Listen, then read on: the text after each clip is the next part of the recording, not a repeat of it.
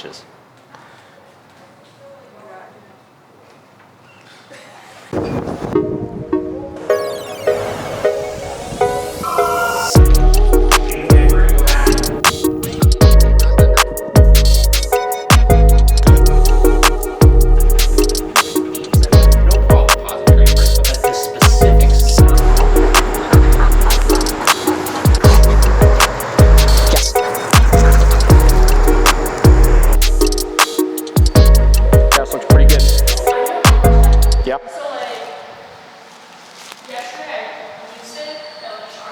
Yeah. And he still didn't correct his behavior. Mm-hmm. I definitely would have shown him again, but I want to like put it up higher. No. Come. It depends how he responded to it, right? So there's some cases, like right there when I gave that correction, I could tell he cared about it, right? Not just because he changed his behavior, but like he visibly showed a response that, ooh, I felt that and I didn't like that, right? So if I saw that, right, but he still didn't fix his behavior, I would just give another correction as opposed to increasing it. If when I corrected, I couldn't even tell that he felt it, then I would go up and give a correction again, right?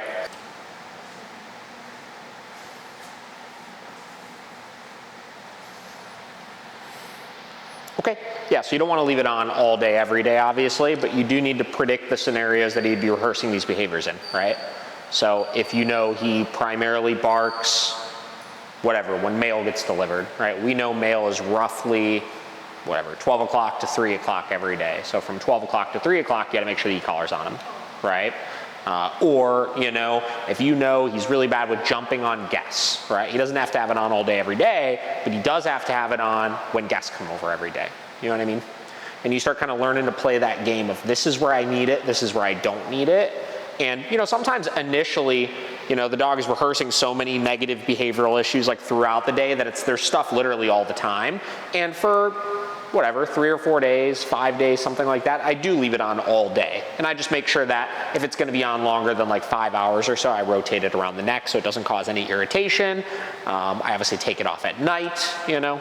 If he's in the crate, I take it off, stuff like that. Okay, good.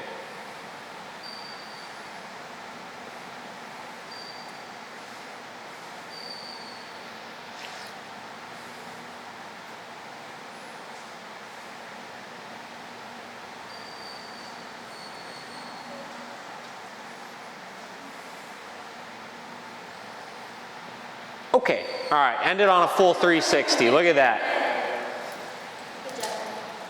Let's see, is he gonna do it? No. There we go. So we'll get him there little by little. Tough session today, but normal, you know. I mean, I would say none of this is always 100% perfect, smooth sailing every single session because you're here for reasons, right? You're here because he has anxiety issues, right? So we're gonna see sessions where that anxiety really shows itself more than others, you know? And those sessions in a lot of cases are the ones they learn the most from because we're teaching them to work through that state of mind. So ended with some success there. He definitely made improvements, just slower than normal, obviously. So we'll get that finished off next time.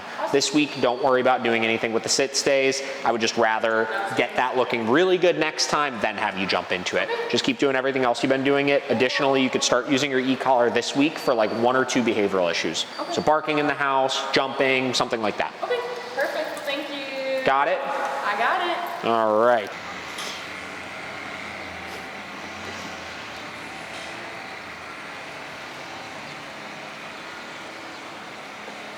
Nice.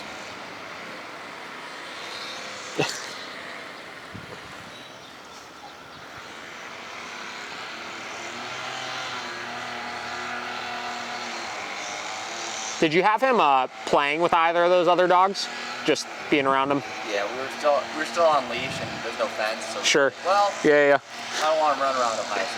Yeah. Sure. Hell yeah.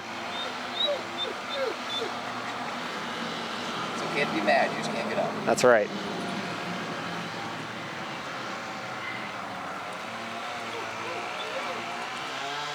It's pretty good. Want me to bring out a more boisterous dog? Yep.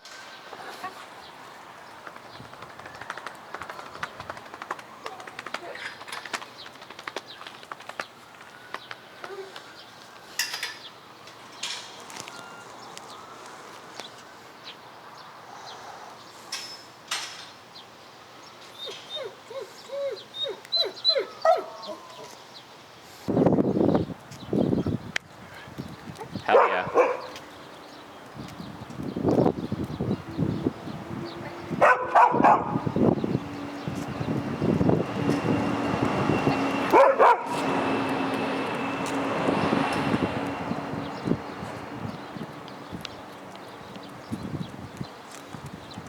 I'll take that. That looks good. No, I think that's good. We just wanted to make sure he was going to do that to start. Yes and no, right? So you could shorten it, right? It's not like you have to hold it where it's like, you know, you got 6 feet of distance and stuff like that. The key, the reason why we always focus on short leash, or not short leash, sorry, long leash is because most people hold it so short that there's actually tension on it, right? So in that scenario, right, you had 4.5 feet that way, that instead of shortening that leash up, you could have just created more distance and accomplished the same thing. Got it. Right? So we call it, I can't remember who it was. I was working with a client one time, they call it defensive walking, right? You know, defensive driving. You want to be aware of what's going on around you and get into different lanes and this and that. Same thing when you're walking your dog, right? Yeah. Okay, cool. There's a trigger right there, right? So why would I go like this? You know what I mean? And then like hold the leash really short and then get mad at him when he tries to pull over to it when we're a foot away, right? When I could hold my leash nice and loose so I'm not creating any stress or any frustration or anything like that, and I could just do an arc around. You know what I mean? So you want to be aware of that as you're moving. Keeping him on the outside. No, that doesn't even matter, right? The key is just that we're creating enough distance where, let's say hypothetically he were to lunge over, right? He couldn't actually get to that dog. So let's say we're in a tight area, right? Let me see if he's So let's say we're in a tight area where this square is all the space we have, right? And there's a dog right where that tire is, right? Let's say I went all the way to the end of it and I was totally loose on the leash. If he were to lunge, technically he could make contact there, right? So I would want to create as much distance I can and keep my leash loose enough where I'm not adding any tension, right? But short enough where if he were to lunge, he couldn't get all the way over to that trigger, right? So maybe that's here, right? Where I'm loose on it, but he couldn't make it all the way to that dog that's right there. You know what I'm saying? Yep. Right? So you want to kind of, it's kind of a combination. You got to do a little bit of both with it as you're doing it. Right? It is kind of like you're playing these like mental equations, but it's not even that. It's just being aware. You know what I mean? Of like, oh, okay, cool. I have space, so let me just create some more space. That's why that way everybody is kind of, you know, comfortable. Yeah. So, all right, we'll take them over. I'm gonna have you try to do some stuff with him since you're here. We're gonna run through some bed stays and some down stays with him. Have you done much with him at home with this stuff? Not nearly as much as that. That's okay. So it's really straightforward. So basically the only things you need to remember are we don't repeat our commands, obviously. So when we give it one time, we give him a chance to do it, let him figure it out. If he does not do it, we're correcting obviously with the e-collar, and then we're giving help if we need to, right? So the correction sequence we're using is simply just marking with no. So we're telling him incorrect choice. We're giving a tap on the button to reinforce that. And then the help after could be leash help. It could be repeating the command. It could be whatever we need to do in order to get him to be successful then at that point. So why don't you go ahead and grab the leash and the e-collar. And then you know which button it is? Yes. Yes. Yep. And we're gonna start off with some bed stays. So you'll just walk him up to the bed, wait till you get about 3 to 4 feet away from it, then give your bed command. And even if he gets on his own, still tell him bed. Because that lets him know that we want him to stay there, obviously. So now you can go ahead and set your leash down. Go ahead and walk away. And then just kind of walk around the room for a minute. And if he were to get off at this point, and off meaning like actually step off of the bed, we would tell him no, we would give our correction, then we would take him all the way back to the bed and put him back on. Okay. Do you want the command and shot simultaneous? Or? Technically, the no should come right before the correction. So no is identifying the mistake and telling him that thing is what you're about to get a correction for, right? So you want him just a little spaced out. I started to notice if I just say no. That he responds to it? Yep, and that's because it's starting to actually get conditioned in where it predicts that correction. Now, most people make the mistake of when they start to see that, they stop giving the correction after the no, but keep in mind the goal is not that we say no and he stops doing the thing. The goal is that we don't have to say no in the first place, right? He stops making the mistake altogether. And if you start hitting that point where you take away the correction, you start to see things kind of fall apart again. Because he starts realizing it's more of a warning and less of a correction. So. Cool, and then whenever you want to release him, you can go back to him. You're going to pick up your leash and then just pause for a couple seconds. Same deal, we want to make sure when we pick up that leash that it doesn't turn into the cue to just get up on his own. So by picking it up and pausing, we're making sure he's waiting and he's listening. Then we would tell him okay, meaning he can get off. You want to start? Sure. So we went up to about a 20 there. So you're just going to hold just this handle there. Let the rest of it drag around on the ground. And you're just going to create distance, come to a stop, give a come command. This is one you'll probably see he will just follow you around. Totally fine if he does. Obviously later on we'll start adding in things like sits or beds and then calling him out of those. But for right now, if he follows you, that's him saying, I understand what we're doing.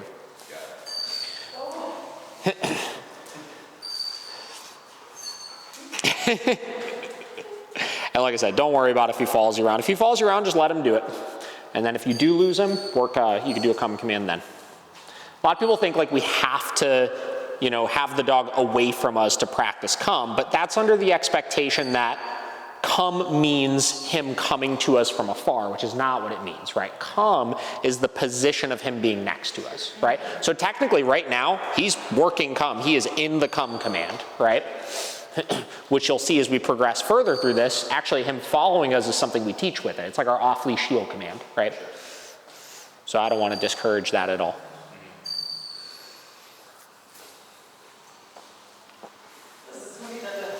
Yeah. Big thing I tell everybody, because everybody says that also, is there's a difference between him following you around at home just because he's like up your butt and like trying to figure out like what you're doing all the time, and him like understanding like this is what I need to be doing right now. You know what I mean? And we've kind of got him in that working mindset right now where he just knows this is what you want him to do.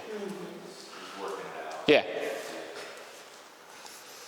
Do just a couple more laps around. There are some times when we're walking, like trying to walk outside, but I'll see like he's looking for me in his peripheral vision. Yeah, that's the goal as well.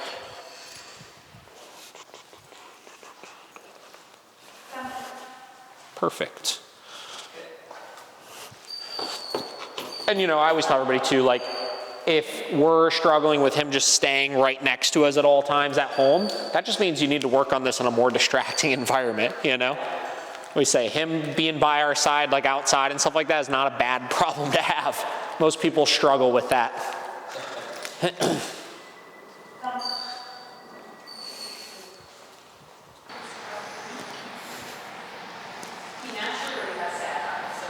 Yeah. Yeah, right. He's not the only dog that comes in like that.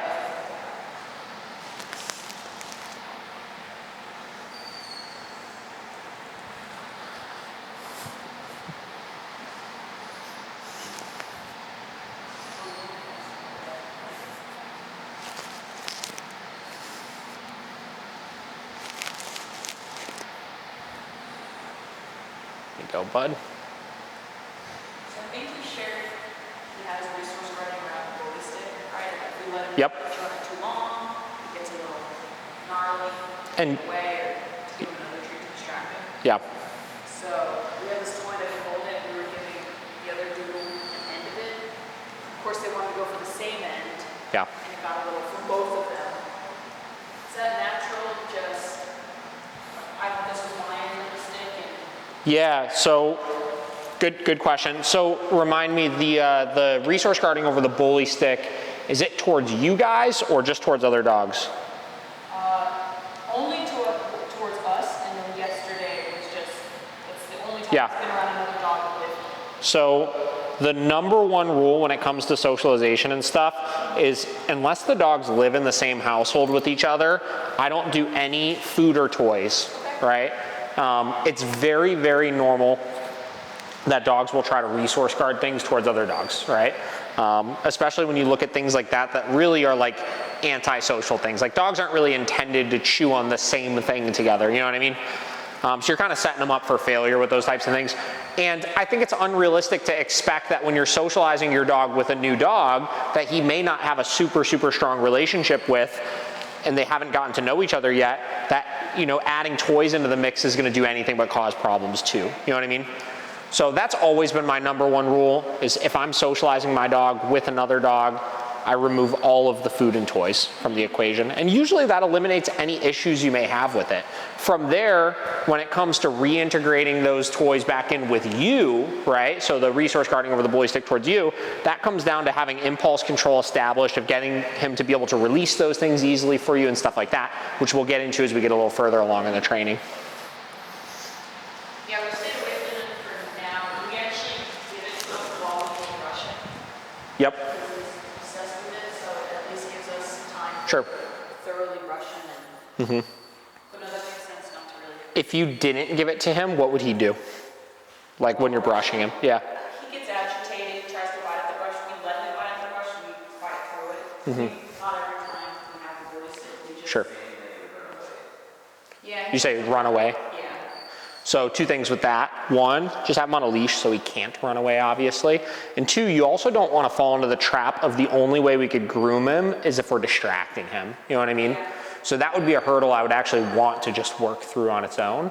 And whether it's brushing or nails or whatever it may be, yeah, the number one thing is just make sure you have control. So if I have a leash on him, right, and I'm going to brush him and do all that, if he tries to get away, he can't physically do so, obviously. And then, you know, obviously if he's fighting it and stuff, I'm just going to keep doing it and make him realizing the fighting doesn't work. Okay. Because our groomer says he does great, and I know they do have him on the type, like the Yep. short leash. Yeah. So that does change. I'm sure he's asking. Like, Same concept, yeah. You have customers who end up not using the e-collar after a certain time and the dog is just conditioned? Or does it, some people fall off and they have to put it back on again? Yeah, the more that. Typically the way that I instruct long term that people should be using the e-collar is not necessarily that you have to have it on all the time or anything, but like even me myself, I follow the 3 rules. If I put it on when I have guests come over the house, I put it on if we go off leash anywhere, and I put it on if we go somewhere public, right? Yeah. And if long term you do that, you'll typically never run into a situation where he's really getting away with blowing you off, because that's where we'll see things fall apart, is if you fade that e-collar out, it's not that he won't listen for a little bit, he will, but once he starts realizing, oh, I can get away with this here, I can get away with this there, they start slowly slipping back, you know? So if you just implement it in those 3 places, you typically never run into that, as long as you have that clear state of mind of this is just a forever thing that I do, at least in those places. When he's hit, he tends to be behind. Sure. At home, he tends to be. Yeah, he's a little more focused in here, which is why that's the case. So as we use this to start addressing some of those distracted moments and stuff at home, you'll see him get into that same mindset. And it's not that we're looking for him to be like behind, but like kind of how he is right now, where he's just slightly behind so we can see him. That's where we want him to be. That's the goal. Yeah. I feel like I'm not doing anything. No. That is the goal. You know, the whole point of corrections, if you look at them, is the dog should learn how to avoid them, right? It gives them a parameter to Exactly. when to stop. Yes. I would say if you're finding yourself needing to do it constantly, you're probably doing something wrong. So that's really what you're achieving with off-leash then, is the dog like knows if I stay in this general direction by my owner. Partially, you know, off-leash training to me is making sure that we could communicate with the dog whether they have the leash on or not. So, you know, there's plenty of times I take my dogs for off-leash walks and, you know, they're off sniffing around and, you know, doing their own thing and stuff like that. But I'm able to do that because I can get them to focus back in if I need to, you know? Look at this, distractions and all.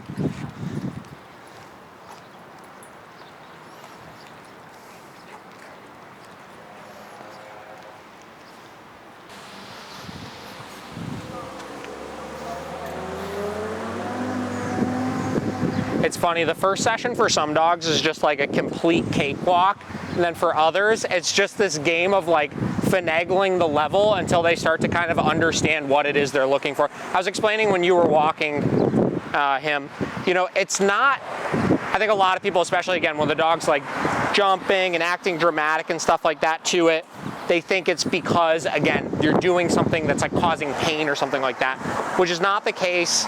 You know, if you were to put this on, right now we're at a 9, right? And he's still kind of jumping a little bit from it. At that level, you could have this thing anywhere on yourself and you literally wouldn't even feel it, right? But it's still, there's nothing in nature that feels like it. So it's extremely startling to them initially. And some dogs are more sensitive to that than others initially. And then as soon as they start realizing what they're looking for, it's like you'll notice probably next time he'll come in and be working at like a 20, you know? Like we kind of initially talked about. Sure. Like he's not gonna hurt himself at all. No. He's gonna be fine in there. Yeah.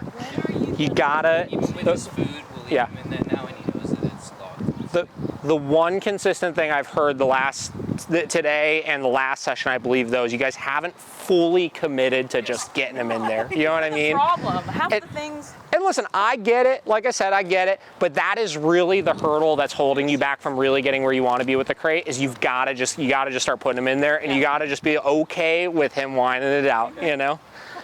Yeah, it's like I'll go and turn on the light for him. Yeah. He's like, great, here's the carrot. Yeah. And then I close it and he's like, Yeah. where's the rest of the food? And the problem is all of those little things, whether it's us going in and just checking the light, right? Or us going in and putting on a noise machine, or us going in and giving him a treat or something like that. What that's doing is just teaching him that when he's in the crate, he's gonna get constant attention from you guys when he's in the crate, which is actually the complete opposite thing you wanna be teaching him, right? Which is when he's in the crate, you're not getting anything from us, right? I don't know. Yeah, I mean, while we eat, like, we crate him. I don't know if the answer is to stop crating him while we eat, but, like, he never whines in his crate except for if it's while we're eating. Sure.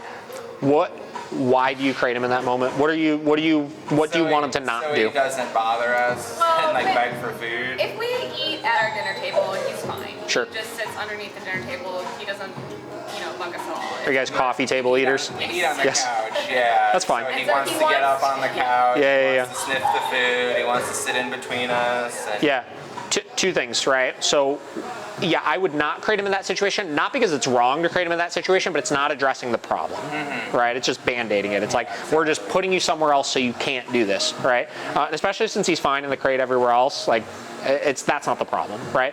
The problem is that he's too in your business while you guys are eating, right? So you can handle this one of two ways. One is by using a bed stay while you're eating, right? And that actually gets him thinking, right? So if he's too distracted by what you guys are doing and your food and stuff like that to hold his bed stay, we need to correct for that, and then he actually learns something, right? So that's usually what I would start with. Once you've mastered that and he's doing really well with holding that bed stay while you guys are eating, from there we want to address the actual problem, which is just that begging and like climbing over you guys while you're trying to eat. So that stuff we wouldn't even give a command for, we would just correct for that, right? And same deal, actually teach the boundary, because long term, if you look at like our big end goal here, right? We don't want to have to micromanage him all the time. Oh, of course. You know what I mean? Like, I don't want him to like constantly need to be in a bed stay or in his crate or in a down state or this or that. I want him to just understand the rules, right? So the faster we teach those rules by correcting for the things that we don't want him to do, the faster we can get to that pinnacle point of like, he's just being a dog. He's just hanging out. You know what I mean? Exactly. So that I would make, the eating thing in particular, I would make that a big goal for this next week, is to get him really good with that. And on that point, it seems like when this collar is on, that kind of tells him like, Sure. now it's training mode. So should we have the collar and the leash on and have him do the bed while we eat, or should we try without the collar and leash? Yeah, so we've not done the come command yet, have we? Or did we do that? On walks after You like. We started that, I know, last time, but we haven't worked started- like come off leash, No, right? Okay. So since we haven't worked come off leash yet, yeah, you want it with e-collar and the leash on. Once we have the come off of the leash established, then you could do it with just the e-collar on, right? And then how often do you have the e-collar on him at home right now? From the time he wakes up to the time All the he goes time. to bed. Yeah. Okay, understood. So that's fine then. So you guys always have it on. You're always in a position to correct for that stuff. As he starts getting better with those things, look for places you can start giving him breaks with it off. You know, if 5 o'clock to 7 o'clock, you know, after dinner time and this and that, you guys are hanging out, there's no problems, you don't need to ask him to do anything, stuff like that, you can start giving him a break with it off in that situation and start using it just where you need to use it, you know?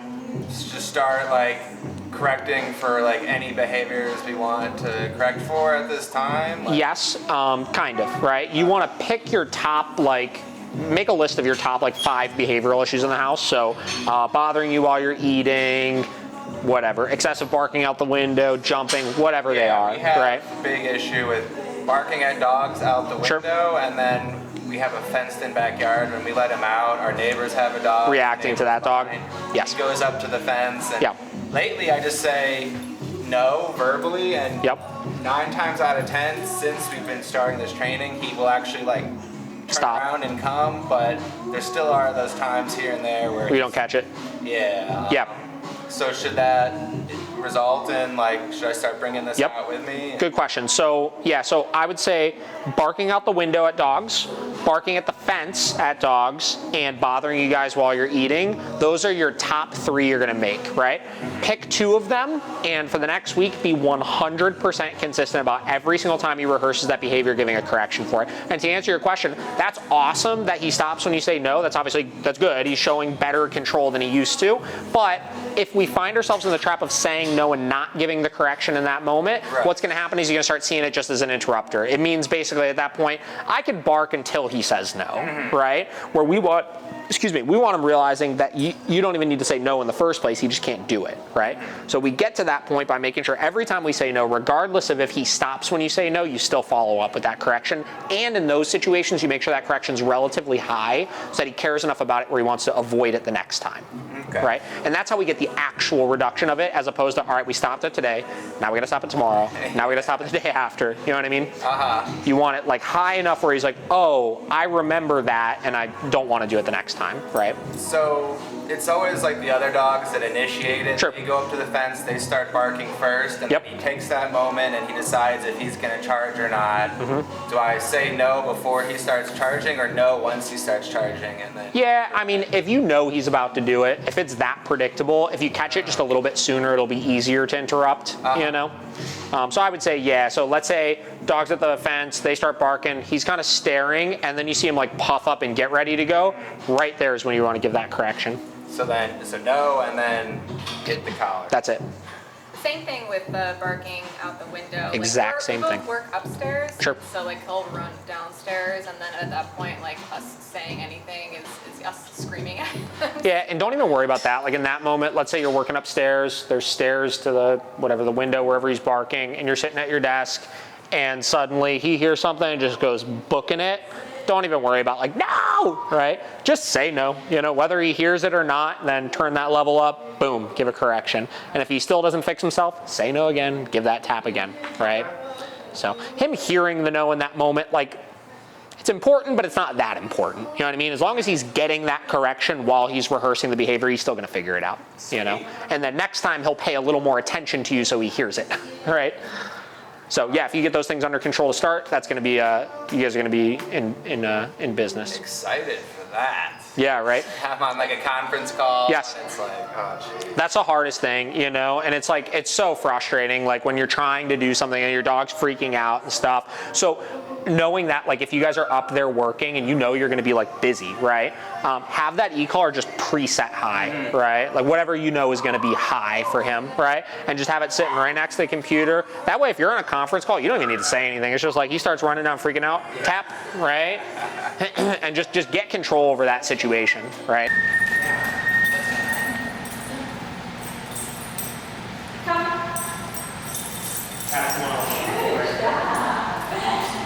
Yes, just click on that. That was good.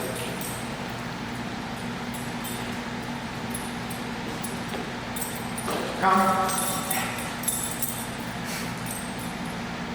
Okay.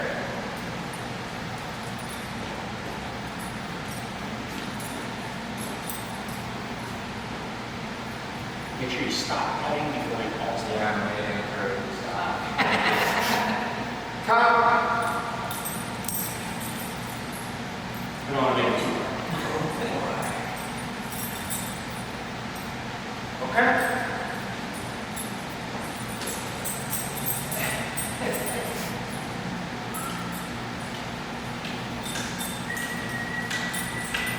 like that. Come. Awesome. Give me one more. Okay.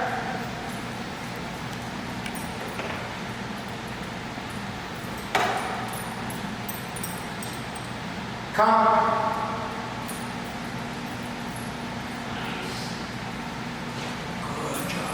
Good stuff. Learning, like, I don't know if it's just because of the food aspect. Like Sure. You're teaching her With a good marker. Is good. Yeah. And should you say good when she gets onto the bed? Yeah, so the good marker is important when we're using food, less important when we're not using it, right? So you absolutely still can mark with it, and technically our good marker would come the second the dog completes the command. Completing the command would mean 4 paws on the bed, obviously.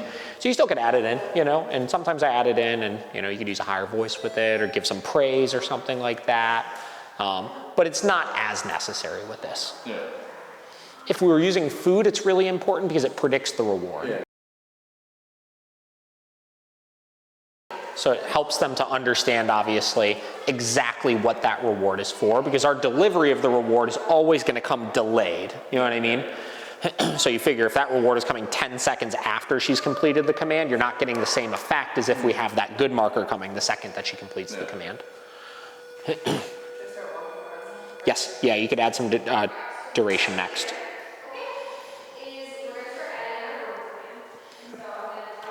Same deal with obviously our no marker, right? The no marker is important when we're using a correction, obviously, right? Because let's say the remote is not in your hands and it's over in your kitchen counter and she, whatever, starts freaking out the window at something, you can mark with no and then you've bought yourself the time to go give that correction. You know what I mean? Yeah. With like doing corrections and stuff like that, like for example, there's that one door that we have a problem with. And A door she has a problem with? yeah, and I don't know if you remember last time when we came through, like, it basically, like, it didn't close on her, it just, like, tapped her. Oh, yeah. Closing behind her. Yeah. And she, like, and so now in her mind, it's like, oh, that door is going to kill me. And even though I barely touched her. And so the thing is that I'm wondering, because I also did the no, like, so what she does is she'll scoot through it, like, really fast. I understand. She flies past that threshold. Yeah. So I did it with I didn't know at the same time as that, but I think it's like kind of redid that process of learning it. So should I just make sure like at that point that I'm holding her like very closely? No, we still want to let her make the mistake. So let's say this door was your door, right? And you went up to it and before it, we open, then you have to do this. So I have to have her sit to be able to scan, and then I scan. Yep. And that's when she like starts kind of like. Yeah. So you're doing a sit at that moment? Like, yeah, because I have to like take my key. Yeah, no, I understand. So let's say she's in a sit right there, right? And I go to open this door, right? And she goes and she gets ready to go flying through it, right? I would wait until she fully made the mistake to give the correction. So don't like, a lot of people will correct right when the dog like goes like this, but sometimes when they're in that hyperactive state of mind, what we'll see is they'll like do that but then fix themselves really quick. You know what I mean? So I want to give her the opportunity to make the correct decision. Yes. Yeah, so if she does that and it's really this quick, just like boom, boom, and she puts herself right back in it in like a second, I would actually not give the correction in that moment, and I would wait until she flew through and didn't fix herself, and then I would correct for that, right? And then over time, through repetition of that, she'll see it's less and less scary, obviously. That's what I figured. That's why I was like, okay, I'm not going to do it. Yeah. I'm not going to correct her. Is it just like time that she'll get over it? Yeah, I mean, yes, yeah. You know, she might be a little spooked of it initially, but you'll see it get less and less dramatic each time, you know. We'll see some dogs, a similar example, right? I have a dog that I'm working with right now. It's this big ass Rottweiler, right? That in the middle of a session jumped off of the bed and the bed kicked back against the wall and it scared the fuck out of the dog, right? And it was the same deal. First and foremost, we couldn't even get the dog onto it, but then when we could get the dog onto it, she would get on and like slink onto it and then launch off, right? So what we did is initially she would launch off and then try to drag me back to her owner, right? So we would correct for that, obviously. From there, it turned into she would get on and then like launch off for a second, then launch right back on once she realized that she was gonna get corrected for it. And I just let her work through that, and then that launching off stopped, right? And this is kind of totally off subject. But, Yeah. So there's like, obviously as You could add dropping the leash if you haven't already here. Oh, you did? Okay, sorry. I was distracted by his question. Yeah. sorry. Yes, you could switch, yeah. This is totally off subject, but kind of like talking about with seeing other dogs. Yep. Okay. And like you can like kind of like we don't really know what to say. Sure. Like because like sometimes. As far as like you're in the hall, somebody says, hey, can my dog come over and say hi, or? It's the elevator where one time a dog was saying hi to us on our floor, and it's all like 20 seconds, and it feels like forever. Yeah. The dog was so excited, jumped on her. She was on her back. Yeah. She was like squirming away. Yeah. And then it was. Sure. He can't control the dog. Yeah. You can't even say like, can you get your dog? All I can do is like put my foot and like move that dog. Yeah. Well, here's the thing, right? So. That was like a quick one, but the other ones are like you go outside and try not to make eye contact with everyone. Yeah. So that they don't come up. So here's my go-to with this. The elevator one's a tricky one. We'll talk about that in a second, right?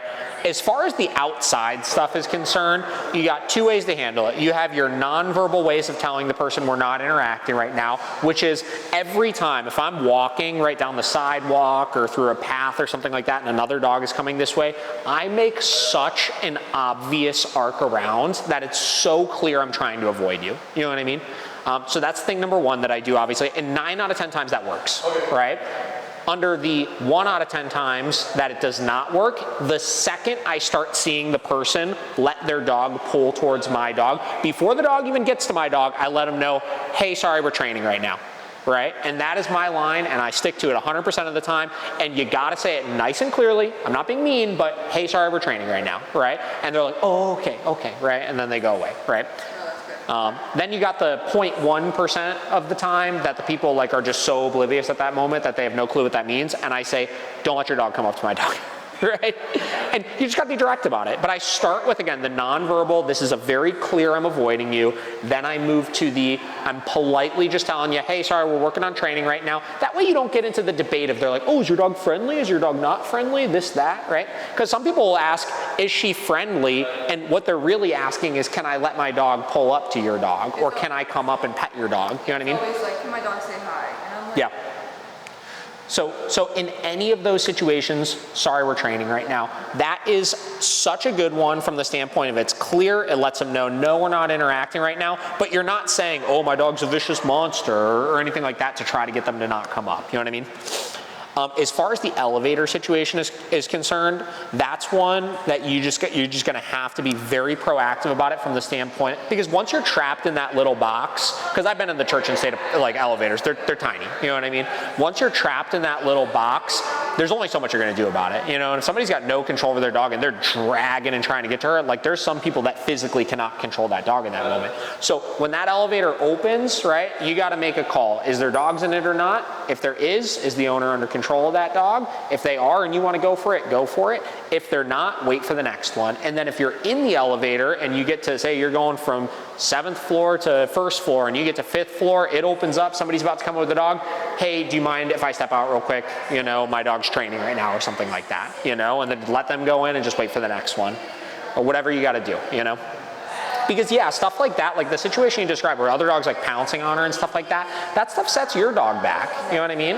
That starts to get her not trusting that you guys are going to handle those And it was situations. like, usually like I think I held her on the way down. Yeah, sure. Like training, so that, I mean like Yeah. so she doesn't like have an accident. Yeah. The way back up, like you caught it at the same time where you know on the same floor.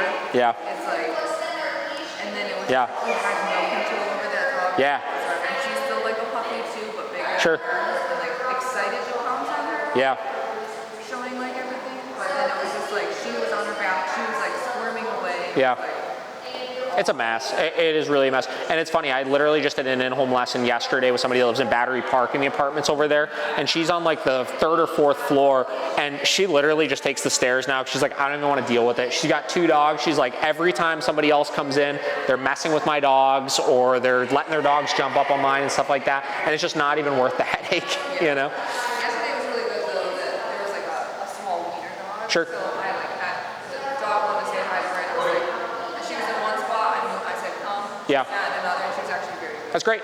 Yeah, like I said, if you can It get, was like very clear that like Yeah. I'm not gonna say hi. you know, I'm not going to avoid the situation because she can't keep it under control. You know, my concern is always the other dog. Because yeah, like if I'm in an elevator and another dog comes in and stands right there, like yeah, I expect my dog to behave themselves, even if that dog's barking at my dog. But if they're actually coming up to my dog, that's where it becomes a problem, you know? Then what if she would have snapped at that other dog? Yeah. Well, it's the other dog's fault still, but yeah, no, 100%. Yeah. I'm just thinking of like, I'm not gonna be like, yeah, but like, or if it's like a nice, if we know that they are. Sure. Let's be like, yeah, but hold on, and like make her like sit, and then I'm gonna like release her. Yeah. I think that's what I'm gonna do, like for now, rather than just like letting her be like, oh yeah, okay, yeah, sure. Yeah. Like if they said, hey, can we say hi, and she'd be like, okay, The like, dogs or the people? like the people, like if they come up to us and like, hey, like, can they say hi or something? Like no, I'm saying the dogs, like dogs and dogs. I would say just the trainer. I would avoid those scenarios because you get too into those on-leash greetings and stuff like that. Even if she likes it and she's friendly, you're teaching her to get really amped up when she sees other dogs, and then she starts turning into that dog that's in the elevator that can't keep her shit together because she wants to go say hi to that dog. You know what I mean? So unless she's like off leash, able to interact, listen, you know the other thing you can tell people if you really want to, if it is somebody that's nice and you know and stuff, cool, bring your dog on over and they can have a little play date or something. You know what I mean? And actually set up a good, healthy social interaction, right? That's fine. I have no problem with that, obviously. But it shouldn't really be done in the hallways or in the elevators and stuff like that, you know? Same deal. I don't let people pet my dogs out on the walk for two reasons. One, I don't want my dog to get conditioned to get really excited every time they see other people. And two, because again, any socialization, I want my dog to feel like they have a way to move away if they get stressed out. And when they're on the leash, they never can, right? When they're on the leash, it is always my dog's trapped on this tether and somebody's invading their space, right? And if for whatever reason she starts getting stressed by that, that's gonna make her be in a position of fight or flight when flight is not an option, right? So then your dog starts growling, snapping, lunging, stuff like that at people, and even though they're not an aggressive dog, you start being like, oh my God, my dog's acting aggressively towards people, but it's really because of those on-leash greetings, right?